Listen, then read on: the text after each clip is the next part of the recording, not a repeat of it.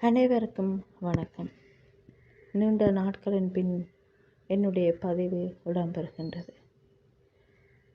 இந்த ஜாதகத்தை பார்க்கலாம். கன்னி லக்னம், 2 சனி மற்றும் ராகு, 4 சந்திரன் மற்றும் குரு, 8 கேது, சுக்கிரன் மற்றும் புதன், 9 சூரியன், 11 செவ்வாய்.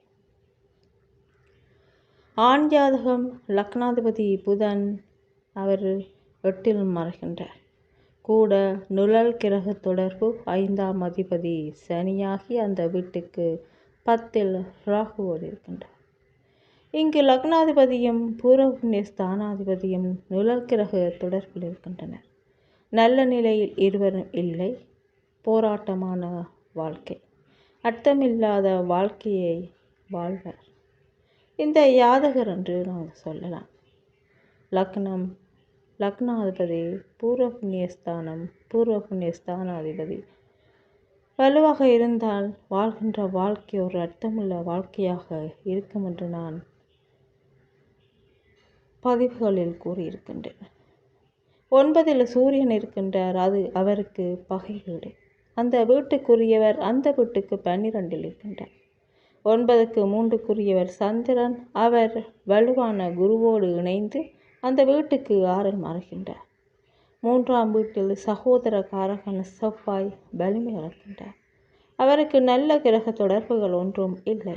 எனவே இவரது தந்தைக்கும் அவரது சகோதரர்களுக்கும் இடையே நல்ல ஒற்றுமை இருக்காது. எதிரும் புதிருமாக இருப்பார்கள் என்று சொல்லலாம். ஜாதகரும் நல்ல ஒழுக்கமானவர் என்று சொல்ல முடியாது. லக்னாதிபதி 8 மறைந்து கேதுவோடு சேர்ந்து சனி ராகுவின் நேரடி தொடர்பில் இருக்கின்றார். வேறு பெண்களோடு தொடர்புடையவராக இருப்பார் என்று சொல்லலாம். தாழ்நிலை பெண்களோடு கூடுதல் தொடர்பு இருக்கும். பாகிஸ்தானத்துக்கு உரிய சுக்கிரன் புதனோடு சேர்ந்திருப்பதால் அவர் கதைக்கும் அல்லது பேசுகின்ற பேச்சுக்கள் பார்த்திங்கன்னா இரட்டைத்தன்மை வாய்ந்ததாக இருக்கும் என்று சொல்லலாம். டபுள் மீனிங்கில் கதைப்பார்கள் என்று சொல்வார்கள் இல்லையா? அந்த மாதிரி இரட்டைத்தன்மை வாய்ந்ததாக அவருடைய கதைக்கின்ற வார்த்தைகள் இருக்கும்.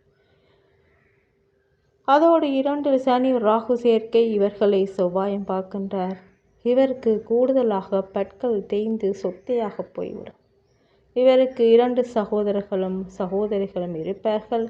இங்கு சகோதரிகள் சன்னியாசியை போல் வாழ்வார்கள். அதாவது வெளியில் பெரிதும் தெரிய மாட்டார்கள். எதிலும் அவர்களுக்கு பிடிப்பு இருக்காது, விருப்பம் இருக்காது. சுக்கிரன் இங்கு கேதுவோடு இருப்பது சுகங்களுக்கு தடையை கொடுக்கிறது.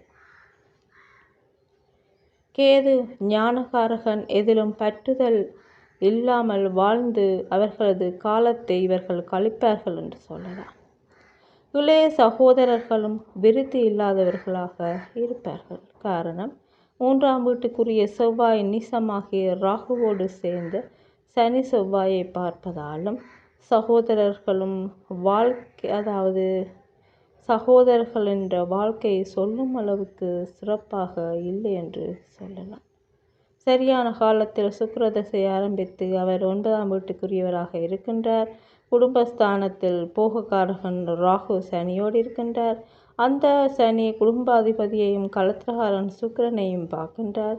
அதே நேரம் ஜாதகப்படி கலத்திரஸ்தான அதிபதியான குருவையும் பார்க்கின்றார். சனியில் திருமணம் நடக்கும் என்று சொல்லலாம். தாயாரை குறிக்கும் நாளில் குரு மற்றும் சந்திரன் இருக்கின்றனர். இதற்கு 3ஆம் வீடு தாயின் சகோதரத்தை காட்டுகிறது. அந்த வீட்டுக்குரியவர் சனி. அவர் ராகுவோடு சேர்ந்து உச்சமாகி அஷ்டமாதிபதியான புதனின் நேரடி பார்வையில் இருக்கின்றார்.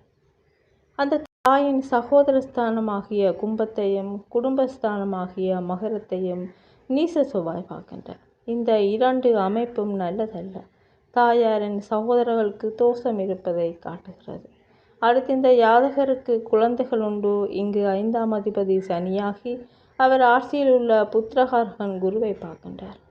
புத்திரஸ்தானத்தை செவ்வாய் பார்த்தாலும் செவ்வாய் இருக்கும் வீட்டுக்குரியவரான சந்திரன் வலுவான குருவோடு சேர்ந்திருக்கின்றார். அதே நேரம் அந்த செவ்வாய் சந்திர லக்னத்துக்கு 5ஆம் வீட்டுக்குரியவருமாகின்றார் என்பது குறிப்பிடத்தக்கது. ஆகவே இவருக்கு குழந்தைகள் உண்டு என்று சொல்லலாம். இந்த ஜாதகத்தை பார்க்கலாம். மேஷ லக்னம், விருச்சிக ராசி, லக்னத்தில் கேது, 3 செவ்வாய், 4 சனி, 6 சுக்கிரன், 7 ராகு, சூரியன் மற்றும் புதன், 8 சந்திரன், 12 குரு. லக்னாதிபதி செவ்வாய் 3 அமர்ந்து லக்னம் நிழல் கிரக தொடர்பில் இருக்கிறது. அதோடு 7ஆம் இடமும் நிழல் கிரக தொடர்பில் இருக்கிறது. 7ஆம் வீட்டில் 6ஆம் அதிபதி வலுவிழந்து ராகுவோடு சேர்க்கை, 3 மற்றும் 5 கூடிய புதனும் அங்கு இருக்கின்றன. இங்கு 7ஆம் இடம் பாதிக்கப்படுகிறது. பொதுவாக களத்திரகாரகன் சுக்கிரனும் இங்கு நீசமாகி சனியின் பார்வையில் இருக்கின்றார். அதோடு புதனும் சுக்கிரனும் பரிவர்த்தனை அமைப்பில் இருக்கின்றனர். சுக்கிரன் நீசமாகி பாதிக்கப்பட்டாலும் அவர் வீட்டுக்கு வரும்போது அவரது எதிரி சூரியன் மற்றும் ராகுவோடு சேர்வதால் கடும் பாதிப்புக்குள்ளாகின்றார் என்று சொல்லலாம். 7ஆம் வீடும் ராகுவால் பாதிக்கப்படுகிறது. இது திருமண வாழ்க்கையில் ஏதோ ஒரு பாதிப்பு இருப்பதை காட்டுகிறது. 5ஆம் வீடு காதல், ரொமான்டிக் போன்றவற்றை குறிக்கும். 6ஆம் வீட்டுக்குரிய புதனோடு சேர்ந்து 7ஆம் வீட்டில் இருக்கிறது. இது ஏதோ ஒரு திருமணம் சம்பந்தமான ஒரு விடயத்தில் சிக்கல் இருப்பதை காட்டுகிறது. கிரகண அமைப்பில் ராகுவோடு சூரியன் இருப்பது அவரது நெருக்கமான காதலியை பிரிவை சந்திக்கப் போவதை காட்டுகிறது. அதாவது திருமணத்துக்கு முன் ஒரு பெண்ணோடு நெருக்கமான உறவை ஏற்படுத்தி பின் அந்த பெண்ணை பிரிய போவதை இங்கு 7ஆம் வீட்டில் இருந்த அந்த குழப்பம் இதுதான். அந்த 7ஆம் வீடு பாதிக்கப்படுவதால் திருமணத்துக்கு முன்பேயே முதல் ஒரு பெண் தொடர்பை கொடுக்கிறது. 7ஆம் வீடு பாதிக்கப்படும் போது இந்த மாதிரி சில நிகழ்வுகள் நடக்கும்.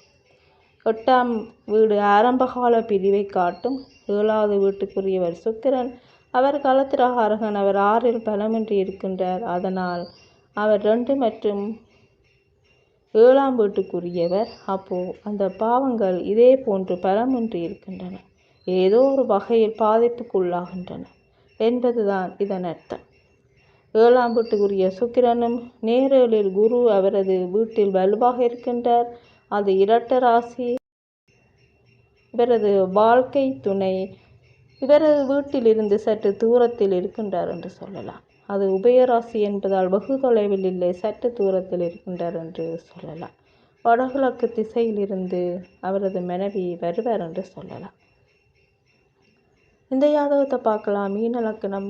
லக்னத்தில் வலுத்த குரு, 4 ராகு, 5 சூரியன் மற்றும் சுக்கிரன், 6 புதன், 7 செவ்வாய், 10 கேது, 11 சனி, 12 சந்திரன். திருமணகாரகன் சுக்கிரன். செவ்வாய் நிலத்துக்கு காரகன். கோச்சாரம் மூலம் சனி மற்றும் குருவின் நகர்வு நிகழ்வுகள் நடக்கும் நேரத்தை குறிக்கிறது. இங்கு இவரது திருமணத்தை பார்க்கும்போது 7ஆம் வீட்டுக்குரியவர் அவர் 6இல் போயிருக்கின்றார்.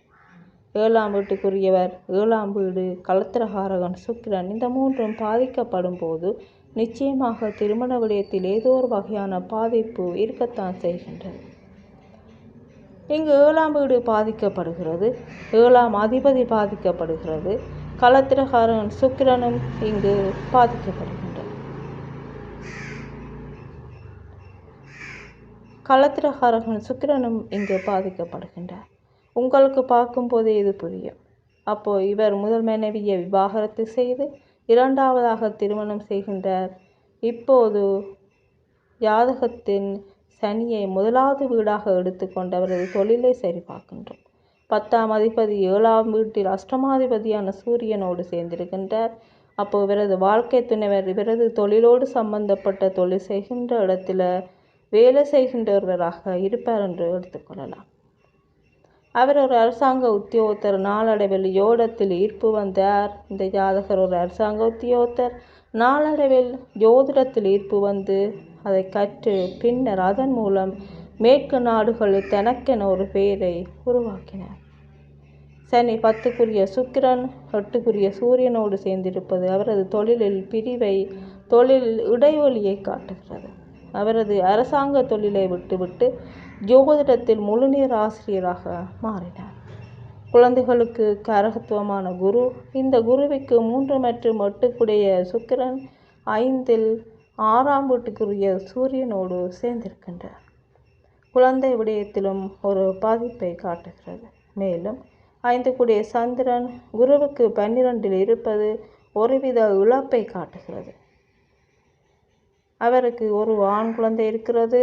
அது மனநலம் பாதிக்கப்பட்ட மந்தமான ஒரு குழந்தையாக இருக்கின்றது என்று சொல்லலாம்.